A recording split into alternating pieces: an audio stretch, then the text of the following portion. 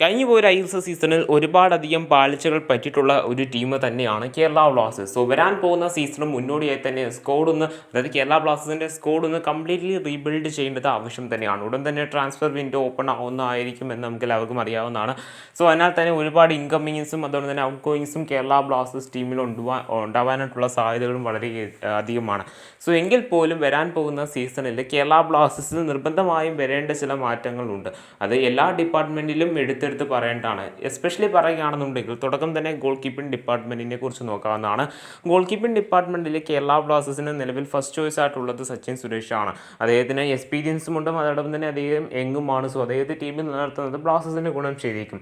പക്ഷേ കരൺജിത് സിംഗിനെ കുറിച്ച് പറയുകയാണെന്നുണ്ടെങ്കിൽ അദ്ദേഹത്തിന് ഒരുപാട് എക്സ്പീരിയൻസ് ഉണ്ടെങ്കിൽ പോലും അദ്ദേഹത്തെ വെച്ച് ഫ്യൂച്ചറിലേക്ക് കേരള ബ്ലാസ്റ്റേഴ്സിന് റൺ ചെയ്യുവാനായിട്ട് സാധിക്കത്തില്ല. സോ അതിനാൽ തന്നെ അദ്ദേഹം കേരള ബ്ലാസ്റ്റേഴ്സ് ടീമിൽ തുടരുവാനായിട്ടുള്ള സാധ്യതകളില്ല.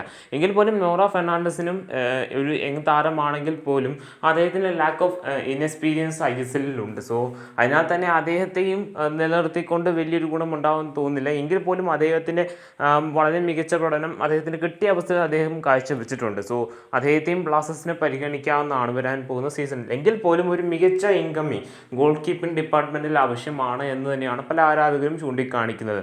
അതുമാത്രമല്ല ബ്ലാസ്റ്റേഴ്സിന് നിലവിൽ ആർഷ് അൻവർഷ എന്ന് പറയുന്ന ഗോൾ കീപ്പറുമായിട്ട് ചർച്ചകൾ നടത്തുന്നു, അല്ലെങ്കിൽ ടീമിലേക്ക് അദ്ദേഹം വരുമെന്നൊക്കെ തരത്തിലുള്ള അപ്ഡേറ്റുകളുണ്ട്. സോ അദ്ദേഹം വന്നു കഴിഞ്ഞാൽ പോലും അദ്ദേഹത്തിനും ഒരു കൃത്യമായ ഒരു എക്സ്പീരിയൻസ് ISL ഇല്ല. പക്ഷേ ISL മികച്ച ഇൻഎക്സ്പീരിയൻസ് ആയിട്ടുള്ള ഗോൾ കീപ്പറും തങ്ങൾക്ക് അവസരം കിട്ടുമ്പോൾ തിളങ്ങുന്ന കാഴ്ച നമ്മൾ കണ്ടിട്ടുണ്ടായിരുന്നു. അതിലേറ്റവും മികച്ച എക്സാമ്പിളാണ് ISL കേരള ബ്ലാസ്റ്റേഴ്സിനോടൊപ്പം ഗോൾഡൻ ഗ്ലൗ നേടിയെടുത്തിട്ടുണ്ടായിരുന്ന പ്രഭ്ഷുവൻ സിംഗ് ഗിൽ. അദ്ദേഹം മികച്ച പ്രകടനമായിരുന്നു ആ ഒരു സീസണിൽ കാഴ്ചവെച്ചിട്ടുണ്ടായിരുന്നത്. മാത്രമല്ല കഴിഞ്ഞു പോയ ISL സീസണിലെ ഹൃതിക് തിവാരി എന്ന് പറയുന്ന FC ഗോവൻ ഗോൾ കീപ്പറും അതിനൊരു എക്സാമ്പിൾ തന്നെയാണ്. കേരള ബ്ലാസ്റ്റേഴ്സിൻ്റെ അടുത്ത ഏറ്റവും മികച്ച അല്ലെങ്കിൽ ഏറ്റവും ഇമ്പോർട്ടൻ്റ് ആയിട്ടുള്ള ഡിപ്പാർട്ട്മെൻറ്റ് കഴിഞ്ഞു പോയ ISL സീസണിൽ ബ്ലാസ്റ്റേഴ്സിൽ ഏറ്റവും അധികം മോശം പ്രകടനം കാഴ്ചവെച്ചിട്ടുണ്ടായിരുന്ന ഡിപ്പാർട്ട്മെൻറ്റ് എന്ന് പറയുന്നത് ഡിഫൻസ് ആണ്. സോ ഡിഫൻസിൽ ഒരുപാട് മാറ്റങ്ങൾ വരുമെന്ന് നമുക്ക് നേരത്തെ തന്നെ അപ്ഡേറ്റുകൾ ലഭിച്ചിട്ടുള്ളതായിരുന്നു. അതിൽ ഏറ്റവും വലിയൊരു എക്സാമ്പിളാണ് കേരള ബ്ലാസ്റ്റേഴ്സിൻ്റെ ആയിട്ടുള്ള മിലോസ് റെൻസിച്ചിൻ്റെ ഒരു ഔട്ട് ഗോയിങ്ങിനെ സംബന്ധിച്ചുള്ള ഒരു റിപ്പോർട്ട്. അദ്ദേഹം വരാൻ പോകുന്ന ISL ബ്ലാസ്റ്റേഴ്സിൽ തുടരുകയില്ല. സോ അതിനാൽ തന്നെ പുതിയൊരു താരത്തെ അവിടെ ബ്ലാസ്റ്റേഴ്സ് ടീം മാനേജ്മെൻറ്റ് എത്തിക്കുമെന്നൊരു കാര്യം ഉറപ്പാണ്.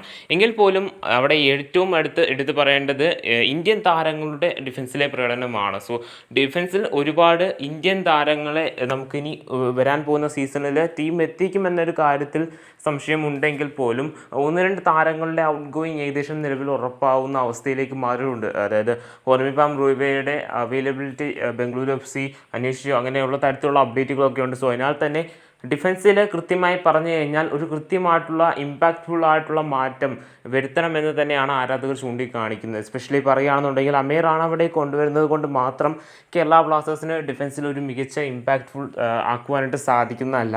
അതോടൊപ്പം തന്നെ വികാസ് ഷിംഗ്നാം എന്ന് പറയുന്ന കഴിഞ്ഞ പോയൊരു സീസണിൽ ചെന്നൈയിൻ FC കൊണ്ടുവന്ന താരവും മികച്ച പഠനം കാഴ്ചവെച്ചിട്ടുണ്ടായിരുന്നു. സോ എങ്കിൽ പോലും അദ്ദേഹത്തിനും നല്ലൊരു ബാക്കപ്പ് ഓപ്ഷൻ തേടുന്നത്, അല്ലെങ്കിൽ അങ്ങനെയുള്ള ഓരോ താരങ്ങൾക്കും ഒരു നല്ല ബാക്കപ്പ് ഓപ്ഷനും കൂടി തേടി ടീമിലേക്ക് എത്തിക്കുകയാണെന്നുണ്ടെങ്കിൽ ബ്ലാസ്റ്റേഴ്സ് മാനേജ്മെൻറ്റ് എത്തിക്കുകയാണെന്നുണ്ടെങ്കിൽ കേരള ബ്ലാസ്റ്റേഴ്സിൻ്റെ ഡിഫൻസിനെ സ്ട്രോങ് ആക്കുവാനായിട്ട് സാധിക്കും എന്ന് തന്നെ വേണമെങ്കിൽ പറയാവുന്നതാണ്. മിഡ്ഫീൽഡിനെ കുറിച്ച് പറയുകയാണെന്നുണ്ടെങ്കിൽ കേരള ബ്ലാസ്റ്റേഴ്സിൻ്റെ ക്യാപ്റ്റനായിട്ടുള്ള അഡ്രിയാൻ ലൂണയെ ബ്ലാസ്റ്റേഴ്സ് മാനേജ്മെൻറ്റ് ഒഴിവാക്കുന്നു എന്ന തരത്തിലുള്ള അപ്ഡേറ്റുകളുണ്ട്. സോ അങ്ങനെയാണെന്നുണ്ടെങ്കിൽ അദ്ദേഹത്തിനും ഒരു പകരക്കാരനെ ടീമിലേക്ക് എത്തിക്കേണ്ടത് നിലവിൽ ടീമിൻ്റെ ആവശ്യമായിട്ടുണ്ട്. സോ അത് മാത്രമല്ല ബ്ലാസ്റ്റേഴ്സിന് മികച്ച മിഡ്ഫീൽഡിലെ ഓപ്ഷനുകൾ ഉണ്ട് എടുത്തു പറയുകയാണെന്നുണ്ടെങ്കിൽ വിപിൻ മോഹനൻ ആവട്ടെ, ഫ്രെഡി ആവട്ടെ, അങ്ങനെ ഒരുപാട് മികച്ച ഓപ്ഷനുകൾ DM പൊസിഷൻ, അതായത് ഡിഫൻസീവ് മിഡ്ഫീൽഡർ പൊസിഷനിൽ ബ്ലാസ്റ്റേഴ്സിനുണ്ട്. ഇനി ലെഫ്റ്റ് മിഡ്, റൈറ്റ് മിഡ് ആ ഒരു പൊസിഷനിലേക്ക് കൂടി താരങ്ങളെ എത്തിക്കുകയാണെന്നുണ്ടെങ്കിൽ ബ്ലാസ്റ്റേഴ്സിന് മിഡ്ഫീൽഡ് കുറച്ചും കൂടി സ്ട്രോങ് ആക്കുവാനായിട്ട് സാധിക്കും. അതുമാത്രമല്ല ലൂണയുടെ പകരക്കാരൻ്റെ കളിശൈലി അനുസരിച്ചായിരിക്കാം ഒരു പക്ഷേ ബ്ലാസ്റ്റേഴ്സിൻ്റെ വരാൻ പോകുന്ന സീസണിൽ പ്രകടനവും മറിയുവാനായിട്ട് പോകുന്നത്. കാരണം ലൂണയെക്കുറിച്ച് പറയുകയാണെന്നുണ്ടെങ്കിൽ അദ്ദേഹത്തിൻ്റെ ഒരു പ്ലേയിങ് സ്റ്റൈൽ എത്രമാത്രം ബ്ലാസ്റ്റേഴ്സ് ടീമിനെ ഇമ്പാക്റ്റ് ചെയ്തിട്ടുണ്ട് എന്നും കൂടി എടുത്ത് നോക്കേണ്ടതാണ്. സീസണിൽ കൂടുതൽ ഇന്ത്യൻ താരങ്ങളെ മിഡ്ഫീൽഡിലേക്ക് ആഡ് ഓൺ ചെയ്യുമോ എന്ന കാര്യത്തിൽ നിലവിൽ നിലവിൽ സംശയമാണ് കേരള ബ്ലാസ്റ്റേഴ്സിൻ്റെ മാനേജ്മെൻറ്റിൽ നിന്ന് ആ ഒരു വാർത്ത അങ്ങനെ തരത്തിലുള്ള റൂമറുകളോ കാര്യങ്ങളോ ഒന്നും വരാത്ത സാഹചര്യത്തിൽ തന്നെ ആ ഒരു പ്രതീക്ഷ നിലവിൽ ബ്ലാസ്റ്റേഴ്സ് ആരാധകർക്കില്ല. ഇനിയുള്ള അറ്റാക്കിങ്ങിനെ കുറിച്ച് പറയുകയാണെന്നുണ്ടെങ്കിൽ ബ്ലാസ്റ്റേഴ്സിന് നിലവിൽ മികച്ച ഒരു സ്ട്രൈക്കറിനെ തന്നെയാണ് ISL ഉള്ളത്. ബ്ലാസ്റ്റേഴ്സിന് വേണ്ടി മികച്ച പ്രകടനം തന്നെ അദ്ദേഹം കാഴ്ചവെച്ചിട്ടുണ്ടായിരുന്നു. ഒരിക്കലും സൂപ്പർ കപ്പിലെ പ്രകടനം വെച്ച് ജീസസ് ടിമിൻസ് എന്ന് പറയുന്ന സ്ട്രൈക്കറിനെ ഒരിക്കലും ബ്ലാസ്റ്റേഴ്സ് ആരാധകർക്ക് വിലയിരുത്തുവാനായിട്ട് സാധിക്കുന്നതല്ല. ISL അദ്ദേഹത്തിൻ്റെ പ്രകടനം എത്രമാത്രം ഉണ്ട് എന്ന് അദ്ദേഹം കാണിച്ചു തന്നിട്ടുള്ളതാണ്. സോ അതിനകത്ത് തന്നെ ടീമിൽ നിലനിർത്തുകയാണെന്നുണ്ടെങ്കിൽ കേരള ബ്ലാസ്റ്റേഴ്സിന് അടുത്ത സീസണിൽ ഗുണം ചെയ്തേക്കാം.